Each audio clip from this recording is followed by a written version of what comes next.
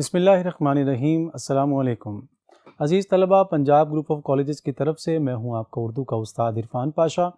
سال دوم کے حصہ غزل میں سے ہم خواجہ میر درد کی دوسری غزل پڑھ رہے ہیں۔ ہم نے اس سے پہلے اس کے 2 اشعار کیے تھے، آج اگلے 2 اشعار انشاءاللہ پڑھیں گے اور اس کو سمجھیں گے۔ آئیے غزل کے شعر نمبر 3 کی طرف چلتے ہیں۔ جو کچھ کہ ہم نے کی ہے تمنا ملی مگر، یہ آرزو رہی ہے کہ کچھ آرزو نہ ہو۔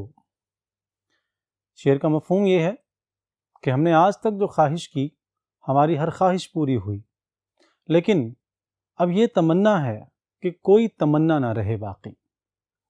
شعر کے اہم نکات دیکھتے ہیں۔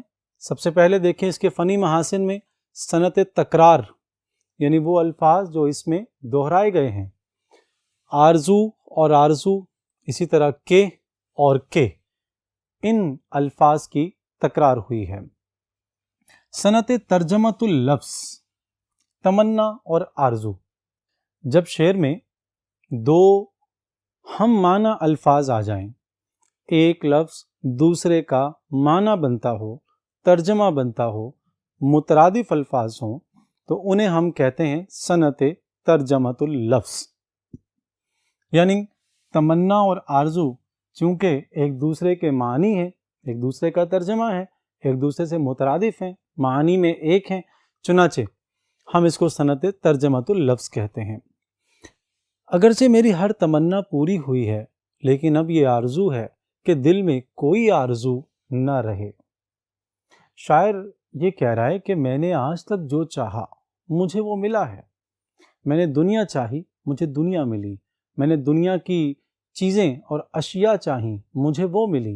شاعر نے جو کچھ مانگا ہے، وہ بھلے دل کا سکون ہو، وہ اطمینان ہو، وہ مال و منال ہو، وہ دولت ہو، وہ لوگ ہوں، جو اس نے مانگا اس کا اعتراف کر رہا ہے کہ مجھے وہ ملا۔ لیکن وہ کہہ رہے ہیں کہ اب یہ خواہش ہے کہ دل میں کوئی آرزو باقی نہ رہے، یعنی اب کوئی تمنا دل میں پیدا نہ ہو، کوئی آرزو دل میں نہ اٹھے۔ جہاں میری تمنائیں پوری ہو رہی تھیں، اس کے ساتھ ساتھ یہ بھی ایک آرزو تھی کہ کبھی کوئی آرزو اب رہے نہ میرے اندر، خواہشات ختم ہو جائیں دل میں سے۔ ایک طرف تو شکر ہے کہ ہر تمنا پوری ہوئی ہے، یعنی یہ اعتراف ہے اور شکر ہے اس کا کہ اچھی بات ہے، ہر خواہش پوری ہوئی ہے میری۔ دوسری طرف آرزوؤں سے بیزاری ہے، یعنی خواہشات اور آرزوؤں سے تنگ آ گیا ہے شاعر، حالانکہ وہ پوری ہو رہی ہیں، اس لیے پھر بھی وہ کہتا ہے کہ یہ اب آرزویں میرے دل میں باقی نہ رہیں۔ شاعر کو دین و دنیا کی نعمت عطا کی ہے اللہ تعالیٰ نے۔ جب دل سے ہر تمنا نکل جائے تو ایک ہی تمنا باقی رہتی ہے کہ آرزوؤں کو پورا کرنے والا دل میں سما جائے۔ یہ ایک پہلو ہے، انسان کے دل میں جب تک دنیا کی تمنائیں اور آرزویں رہتی ہیں، اس وقت تک اللہ تعالیٰ کو پانے کی تمنا دل میں نہیں آتی ہے۔ شاعر کہتا ہے کہ دنیا بہت حاصل کر لی، بہت سی تمنائیں اور خواہشات پوری کر لی، جو مانگا ہے وہ مل گیا ہے، اب صرف ایک آرزو ہے کہ یہ ساری آرزویں دل سے نکل جائیں، تاکہ وہ ایک ذات جو کہ میری خالق ہے، میری تمناؤں کی بھی خالق ہے، اور تمناؤں کو خوش کرنے والی وہ ذات، اب وہ میرے دل میں آ جائے، اب اس سے ملاقات کی خواہش ہے۔ چنانچہ اصل دعا یہ ہے کہ دل بدل جائے، تمنا بدل جائے، آرزو بدل جائے۔ دوسرا پہلو کیا ہے کہ آرزویں پوری ہوں یا نہ ہوں، ہر حال میں انسان کو بے حال کر دیتی ہیں۔ یہ ایک مستقل موضوع رہا ہے ہماری اردو شاعری کا کہ جو خواہشات ہیں انسان کے دل میں پیدا ہونے والی، وہ انسان کو ذلیل و رسوا کر دیتی ہیں۔ اول تو خواہشات پوری نہیں ہوتی، انسان ان کی حسرتیں لے کر قبر میں اتر جاتا ہے، لیکن جو خواہشات پوری بھی ہو جائیں، شاعر کا کہنا ہے کہ وہ بھی ایسی ظالم ہوتی ہیں کہ ان کے پیچھے بھاگ بھاگ کر انسان تھک جاتا ہے۔ پیدا ہوتے ہی انسان کے ساتھ خواہشات چمٹ جاتی ہیں، ایک خواہش پوری کرو تو 2 اور منہ کھولے کھڑی ہوتی ہیں، ان 2 کو پورا کر لو تو 10 اور انتظار کر رہی ہوتی ہیں۔ یعنی انسان ایک کی چاہت پوری کرتا ہے، دوسری چاہت اپنی پوری کرتا ہے، تیسری چاہت، یوں ساری زندگی بھلے وہ چاہتیں پوری ہوتی رہیں مگر ان چاہتوں کو پورا کرنے میں انسان سارا خرچ ہو جاتا ہے، انسان کے پاس سب صلاحیتیں خرچ ہو جاتی ہیں، انسان ان کے پیچھے بھاگ بھاگ کر زندگی اپنی نہال کر لیتا ہے۔ لہٰذا شاعر ان خواہشات سے تنگ آ گیا ہے، وہ کہہ رہا ہے کہ ان خواہشات کو دل سے نکل جانا چاہیے، دل صاف ہو جائے ان سے، تاکہ اطمینان نصیب ہو جائے، چین نصیب ہو جائے مجھے۔ خواہشات سے نجات کی کوشش کے باوجود خواہشات باقی رہتی ہیں، یہ بڑا ایک اہم نکتہ ہے اس شعر میں۔ شاعر کیا کہہ رہا ہے کہ یہ آرزو رہی ہے کہ کچھ آرزو نہ ہو، یعنی میرے دل میں کوئی خواہش باقی نہ ہو، میں یہ خواہش کرتا ہوں، میں یہ آرزو کرتا ہوں کہ میرے دل میں کوئی آرزو باقی نہ رہے۔ تو یہ آرزو باقی نہ کرنے کی آرزو بھی تو ایک آرزو ہے، میرے دل میں کوئی تمنا باقی نہ رہے، اس چیز کی تمنا کرنا بھی تو ایک تمنا ہے۔ گویا شاعر تمناؤں سے نجات پانے کے لیے بھی تمنا ہی کر رہا ہے، خواہشات سے بھاگنے کے لیے بھی خواہش کر رہا ہے۔ مطلب انسان خواہشات سے بھاگ نہیں سکتا، انسان آرزوؤں سے پیچھا نہیں چھڑا سکتا، انسان مر جاتا ہے لیکن وہ ان آرزوؤں سے جان نہیں چھڑوا سکتا۔ یہ خواہشات انسان کے پیچھے پیچھے چلتی چلی جاتی ہیں، یہاں تک کہ انسان قبر کے دہانے پر پہنچ جاتا ہے۔ یہ اس کے اہم نکات تھے، آئیے اس کے حوالہ جات کا مطالعہ کرتے ہیں۔ ہر تمنا دل سے رخصت ہو گئی، اب تو آجا اب تو خلوت ہو گئی۔ عزیز الحسن مجذوب کا شعر ہے کہ ہر تمنا دل سے رخصت ہو گئی، اب دل خالی ہے، تو میرے محبوب اب تو آجا کہ اب تو میرے دل میں تنہائی ہو گئی ہے، اب تو کوئی اس دل میں نہیں بستا ہے، یعنی اللہ تعالیٰ تو میرا محبوب ہے، اور آرزوؤں اور تمناؤں کے ہوتے ہوئے تو کسی کے دل میں نہیں آتا ہے، تو اب تو کچھ میرے دل میں بچا ہی نہیں ہے، یہ خلوت خانہ ہے، اب تیرے لیے یہ جگہ ہے، تو ہی اس دل میں سما سکتا ہے۔ تجھ کو دیکھا تو سیر چشم ہوئے، تجھ کو چاہا تو اور چاہ نہ کی۔ فیض کا شعر ہے، یعنی تجھے دیکھ لیا تو آنکھیں بھر گئی ہیں، اور تجھے چاہنے کے بعد اب کسی چاہ کی ضرورت نہیں باقی ہے۔ مومن کی اسی میں ہے امیری، اللہ سے مانگ لے فقیری۔ اقبال کہتے ہیں کہ مومن جو ہے وہ اس کی امیری یہ نہیں کہ دنیا کی دولت حاصل کر لے، بلکہ امیری اس چیز کا نام ہے کہ انسان فقر کی دولت سے مالا مال ہو جائے، بے نیاز ہو جائے دنیا سے، دنیا کی چاہتوں سے، دنیا کی چیزوں سے، دنیا کے لوگوں سے، دنیا کے مال سے، دنیا میں جو کچھ موجود ہے اس کی حرص اور اس کی ہوس سے انسان آزاد ہو جائے، تو اس سے بڑی امیری، اس سے بڑی جو دولت مندی ہے وہ کوئی اور نہیں ہو سکتی۔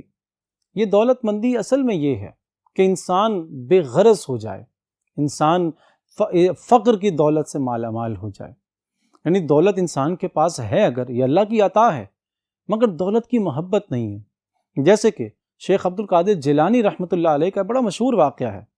شیخ ایک تاجر تھے، امیر آدمی تھے بڑے، یعنی وہ ایسے صوفی نہیں تھے، ایسے اللہ کے ولی نہیں تھے کہ جو چھوڑ چھاڑ کے دنیا داری اور جنگلوں میں نکل گئے ہوں۔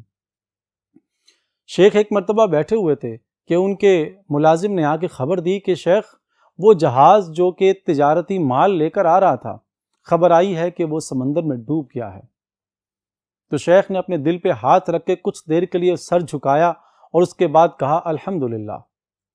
وہ ملازم چلا گیا، تھوڑی دیر کے بعد وہ دوبارہ حاضر ہوا اور کہا کہ شیخ خبر آئی ہے کہ وہ جہاز بچ گیا ہے اور ساحل پہ لنگر انداز ہو گیا ہے۔ شیخ نے پھر اپنے دل پہ ہاتھ رکھ کے کچھ دیر کے لیے سر جھکایا اور پھر سر اٹھا کے کہا الحمدللہ۔ اب کہ ملازم سے رہا نہ گیا، اس نے کہا شیخ عجیب معاملہ ہے، جب میں نے جہاز کے ڈوبنے کی خبر دی آپ الحمدللہ کہہ رہے تھے، اب میں نے بچنے کی خبر دی آپ پھر بھی الحمدللہ کہہ رہے ہیں۔ تو شیخ نے کہا کہ میں نے دونوں مرتبہ یہ اپنے دل کو ٹٹولا کہ جہاز کے ڈوبنے کی خبر سے میرے دل میں کوئی مال کے نقصان کا ملال تو نہیں پیدا ہوا، میرے دل میں یہ خیال تو نہیں پیدا ہوا کہ میرا مال ضائع ہو گیا، میرا کاروبار تباہ ہو گیا۔ تو میں نے دیکھا کہ میرا دل اس قسم کے خرخشے اور خدشے سے آزاد تھا، تو میں نے کہا الحمدللہ، اللہ کا شکر ہے کہ میں جو حب دنیا ہے اور حب مال ہے اس سے آزاد ہوں۔ پھر جب تم نے خبر دی کہ مال بچ گیا ہے تو میں نے پھر اپنے دل کو ٹٹولا کہ کہیں اس مال کے بچنے کی خوشی میں میرے دل میں کہیں بہت زیادہ جو ہے وہ ہلچل تو نہیں پیدا ہو گئی، محبت تو نہیں جاگ اٹھی۔ تو میں نے دیکھا کہ میرا دل اس سے خالی تھا، تو میں نے پھر کہا الحمدللہ۔ اسے کہتے ہیں غنا، اسے کہتے ہیں فقر، کہ جو انسان میں پیدا ہو جائے تو اس سے بڑی دولت کوئی اور نہیں ہے۔ ان حسرتوں سے کہہ دو کہیں اور جا بسیں، اتنی جگہ کہاں ہے دل داغدار میں۔ بہادر شاہ ظفر کا شعر ہے، آخری مغل بادشاہ جو تھے، تو انہوں نے یہ شعر کہا تھا کہ ان حسرتوں سے، حسرت کہتے ہیں مردہ خواہشات کو، وہ خواہشات جن کے اندر سے تکمیل کی روح نکل جاتی ہے، جن کے جسم مردہ ہو جاتے ہیں، جن کے پورے ہونے کی توقع نہیں رہتی، اب انہیں حسرتیں بولتے ہیں۔ چنانچہ وہ کہتے ہیں ان حسرتوں سے کہہ دو کہیں اور جا بسیں۔ یہ دل جو ہے وہ اب خواہشات کا قبرستان بن چکا ہے، یہاں پہ تمنائیں دفن ہیں، وہ پہلے سانس لیتی تھیں اب وہ بے جان ہو گئی ہیں، تو ان کی مردہ لاشوں کو اپنے کندھے پہ اٹھائے رکھنا ساری زندگی میرے لیے عذاب ہے، مجھے اس عذاب سے نجات چاہیے۔ امید ہے آپ کو یہ شعر سمجھ آ گیا ہوگا۔ اب چلتے ہیں اس غزل کے اگلے شعر کی طرف۔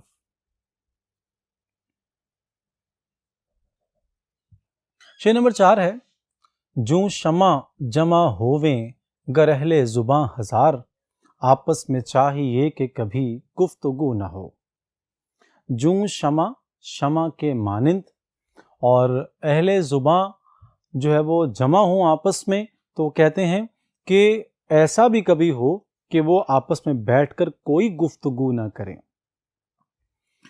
صنعت سیاق العادات ہے اس میں، یعنی جب اس میں عادات کا ذکر آ جائے، شعر میں ہندسے آ جائیں، یعنی 1 2 4 5 ہزار لاکھ، یہ سب عادات ہیں، جب ان کا ذکر آ جائے تو اس کو ہم صنعت سیاق العادات کہتے ہیں۔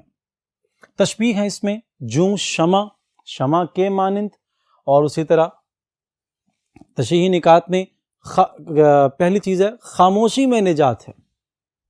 خاموشی میں نجات ہے مطلب من صمتا نجا، حدیث میں آتا ہے کہ جس نے خاموشی اختیار کی وہ نجات پا گیا۔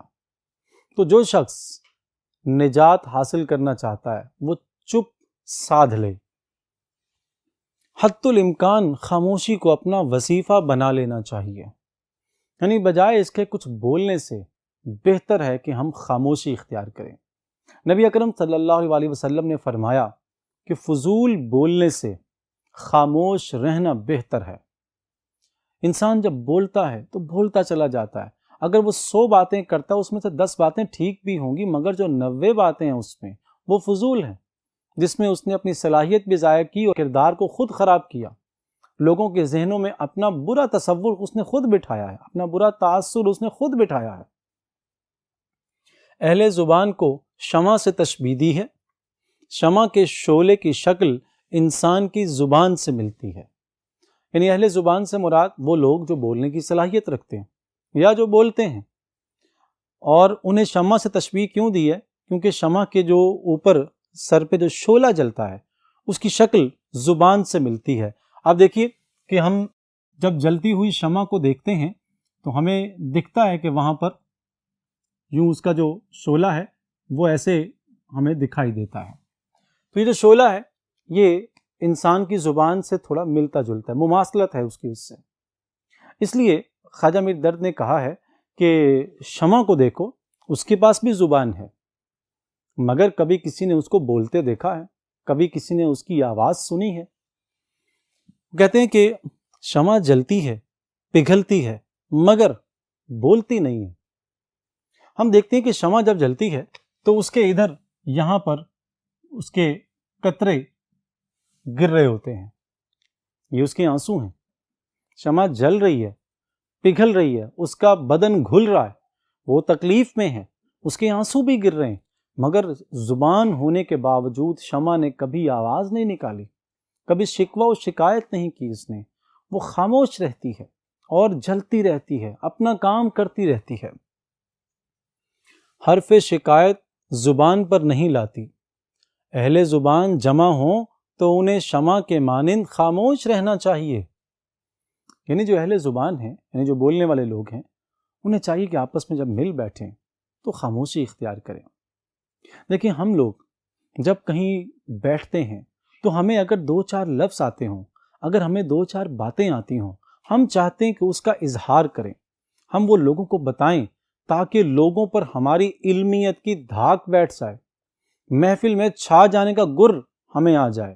ہم جہاں ہوتے ہیں وہاں پر اپنا آپ منوانے کی خواہش رکھتے ہیں، بول بول کر لوگوں پر اپنا تاثر بٹھانا چاہتے ہیں، لیکن حقیقت یہ ہے کہ اگر ہم خاموش رہ جائیں تو ہمارا تاثر سب سے زیادہ بیٹھتا ہے، ہمارا روب ہوتا ہے جو لوگوں پر بیٹھ جاتا ہے۔ خاموش رہتے ہوئے جہاں پہ ہم نے 100 باتیں کرنی تھی وہاں پہ ہم 2 باتیں کر دیں تو وہ زیادہ اچھی، زیادہ خوبصورت باتیں ہوں گی اور ان کا اثر لوگوں کے ذہنوں پر زیادہ ہوگا۔ زیادہ بولنے والے لوگ کبھی بھی معاشرے میں اچھے نہیں سمجھے جاتے۔ زیادہ بولنے والے لوگ بہت باتیں بھی کریں تو اس میں سے زیادہ باتیں فضول ہو جاتی ہیں، تو لوگوں کا یہ تاثر بن جاتا ہے کہ یہ شخص تو بلا وجہ بولتا ہے، فضول بولتا ہے، اور یوں اس کا کردار اور اس کی شخصیت مجروح ہو کر رہ جاتی ہے۔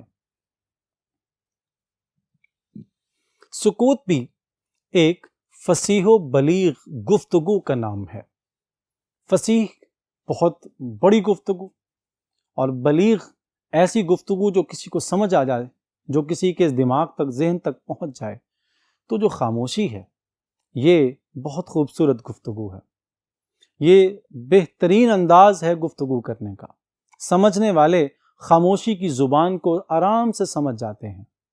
ایسی گفتگو جو آنکھوں کے راستے کی جاتی ہے، منہ سے بولنے والی گفتگو اور نہیں، منہ سے کی جانے والی گفتگو اور کانوں سے سنے جانے والی باتیں یہ سب لوگ کرتے ہیں۔ آنکھوں سے کی جانے والی گفتگو اور دل کے راستے سنی جانے والی گفتگو یہ خاص لوگ کرتے ہیں۔ بے واسطہ گوش و لب از راہ دل و چشم، بسیار سخن بود کہ گفتیم و شنیدیم۔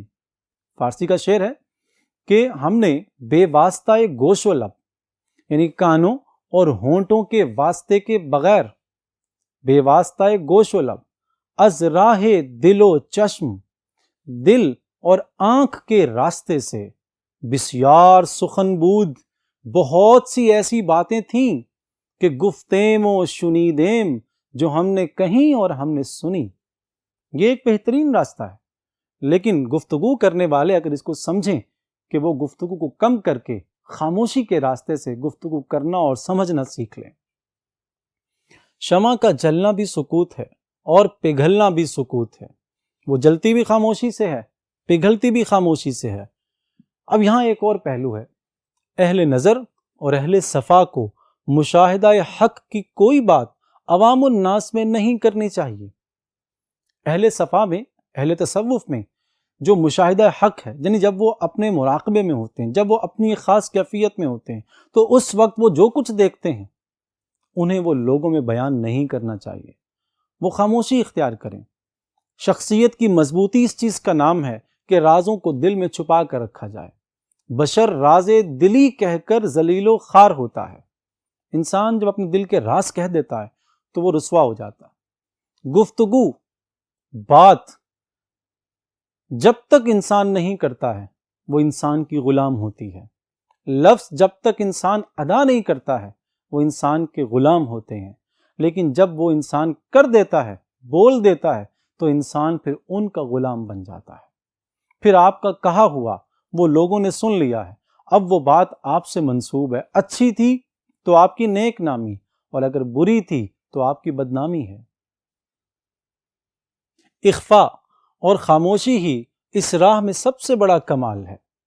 جو لوگ کم ظرف ہوتے ہیں، چھوٹے ظرف کے ہوتے ہیں، جب انہیں کوئی راز کی بات معلوم ہوتی ہے، جب وہ کسی بات پر، جب کوئی بات ان پر کھل جاتی ہے تو وہ اپنے اندر سنبھال نہیں پاتے اس کو، جس کی وجہ سے وہ بول دیتے ہیں لوگوں میں، اور انہوں نے وہ جو چھپانا تھا وہ انہوں نے بتا دیا ہے، جس سے وہ رسوا ہو جاتے ہیں، وہ ذلیل و خوار ہو جاتے ہیں۔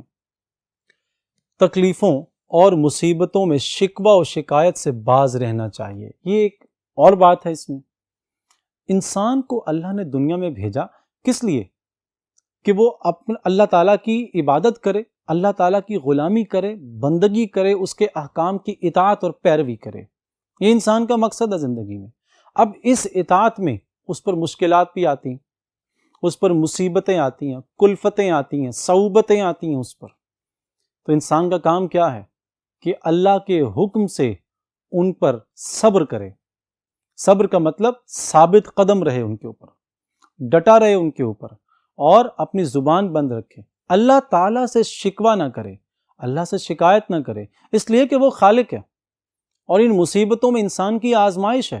تو آزمائش میں اگر انسان یہ شکوہ کرنا شروع کر دے کہ اے اللہ تو نے میرے ساتھ یہ کیوں کیا، مولا تو نے مجھے کیوں ایسے تکلیف میں مبتلا کیا، تو یہ شکوہ کرنے سے انسان جو ہے وہ اللہ کی جو اطاعت ہے اس میں نقص پیدا کر دیتا ہے، اس میں خرابی پیدا کر دیتا ہے۔ یہاں پر شکوہ و شکایت کے بجائے اللہ سے اجر کی امید رکھنی چاہیے۔ دیکھیے نبی اکرم صلی اللہ علیہ وسلم نے فرمایا کہ مومن کو جب ایک کانٹا بھی چبھتا ہے تو اس پر بھی اس کو اجر ملتا ہے۔ مومن کو جب بخار ہوتا ہے، اس کے جو گناہ ہیں وہ اس طرح جھڑتے ہیں جیسے درخت سے پتے جھڑتے ہیں۔ ایک صحابی تھے جنہیں بخار ہوا تو عرض کی یا رسول اللہ صلی اللہ علیہ وسلم، اللہ سے دعا کرے مجھے آرام ہو۔ آپ نے فرمایا میں دعا کر دیتا ہوں، لیکن تجھے پتہ جب بخار ہوتا ہے تو انسان کو، مومن کو اس کا اجر ملتا ہے۔ تو انہوں نے عرض کی کہ یا رسول اللہ صلی اللہ علیہ وسلم کیا واقعی اجر ملتا ہے؟ آپ نے فرمایا ہاں۔ تو انہوں نے عرض کی کہ یا رسول اللہ اللہ سے دعا کریں کہ مجھے ہمیشہ بخار رہے۔ اور پھر صحابہ بتاتے ہیں کہ ہم جب بھی ان سے ملتے تھے، ان سے ہاتھ ملاتے تھے، ان کا جسم گرم ہوتا تھا۔ انہوں نے اپنے اجر کے لیے کیسا خوبصورت راستہ نکال لیا کہ اللہ سے دنیا میں بخار مانگ لیا، لیکن قیامت میں، آخرت میں اپنے لیے اجر کے ڈھیر جمع کر لیے انہوں نے۔ انسان کو اللہ کی آزمائشوں پر صبر سے کام لینا چاہیے، اور شکوہ و شکایت زبان پر نہیں لانے چاہیے۔ حرف شکایت زبان پر لانے سے کیا ہوگا؟ اللہ سے دعا مانگے کہ اللہ مجھے اس آزمائش سے، اس مصیبت سے نجات دلا، نہ کہ یہ کہ لوگوں کے سامنے انسان جو ہے وہ بولتا پھرے اور لوگوں کو بتاتا پھرے کہ میرے اوپر تو یہ مصیبت گزری ہے۔ زیادہ گفتگو انسان کو ذلیل و رسوا کر دیتی ہے۔ آئیے اس کے حوالہ جات کی طرف چلتے ہیں۔ خاموش ہو ترک گفتگو کر، باطن کے صفا کی جستجو کر۔ درد کا شعر ہے، خاموش ہو جا اور گفتگو کو روک لے، اور اپنے اندر، اپنے باطن میں جو صفائی ہے اس کی کوشش کرو۔ کہہ رہا ہے شور دریا سے سمندر کا سکوت، جس کا جتنا ظرف ہے اتنا ہی وہ خاموش ہے۔ ناطق لکھنوی کا شعر ہے کہ سمندر کی جو خاموشی ہے وہ دریا کے شور سے یہ کہہ رہی ہے کہ جس کا جتنا ظرف ہوتا ہے وہ اتنا خاموش ہوتا ہے، جس کا برتن بڑا ہوتا ہے وہ خاموش ہوتا ہے، جس کا برتن چھوٹا ہوتا ہے وہ بولتا ہے۔ اب دریا کا جو پارٹ ہے وہ چھوٹا ہوتا ہے سمندر کی نسبت، سمندر کی وسعت زیادہ ہوتی ہے، مگر دریا کی روانی اور طغیانی دیکھنے میں ہم دیکھتے ہیں کہ کیسا وہ خوفناک ہو جاتا ہے۔ مگر سمندر میں جس میں پانی ہی پانی ہے اور گہرائی ہی گہرائی ہے، ہم نے دیکھا کہ وہ کتنا خاموش ہوتا ہے۔ ایسے ہی وہ لوگ جو وسیع الظرف لوگ ہوتے ہیں، ان کا وجود بھی ایسے ہی ساکت ہوتا ہے، ان کی زبان پر بھی اس طرح سے کبھی شکوہ و شکایت نہیں ہوتے ہیں۔ بشر راز دلی کہہ کر ذلیل و خوار ہوتا ہے، نکل جاتی ہے جب خوشبو تو گل بیکار ہوتا ہے۔ انسان جب دلوں کے راز لوگوں سے کہہ دیتا ہے تو ذلیل و رسوا ہو جاتا ہے۔ اس کی مثال ایسے ہی ہے جیسے پھول میں سے خوشبو نکل جائے تو خالی جو خوشبو کے بغیر جو پھول ہے وہ بیکار ہے۔ جیسے کہ ہم نے مطلب میں پڑھا تھا اس غزل کے کہ جو گل ہے، جو پھول ہے، وہ اور ایک زخم جو سرخ رنگ کا ہوتا ہے، ان میں کوئی فرق نہیں ہوتا۔ فرق اگر کوئی چیز پیدا کرتی ہے تو وہ خوشبو پیدا کرتی ہے، تو خوشبو ہی پھول کی اصل پہچان ہوتی ہے۔ ایک دفعہ ایک صحابی نے نبی اکرم صلی اللہ علیہ وسلم سے عرض کی کہ یا رسول اللہ صلی اللہ علیہ وسلم مجھے نصیحت کیجیے۔ آپ نے اپنی زبان یوں نکالی اور پکڑ کر کہا کہ کف علیک ھذا، کف علیک ھذا، اسے روک لو، اسے قابو کر لو، یعنی اپنی زبان پر قابو پالو، یہی تمہارے لیے نصیحت ہے۔ یعنی جب بولو سوچ کر بولو، تول کر بولو، ایسا نہ ہو کہ بے دھیانی میں غلط الفاظ منہ سے نکل جائیں۔ میرے عزیز طلبہ، مجھے امید ہے کہ آپ کو یہ اشعار سمجھ آ گئے ہیں۔ انشاءاللہ اگلے لیکچر میں ہم بقیہ اشعار کا مطالعہ کریں گے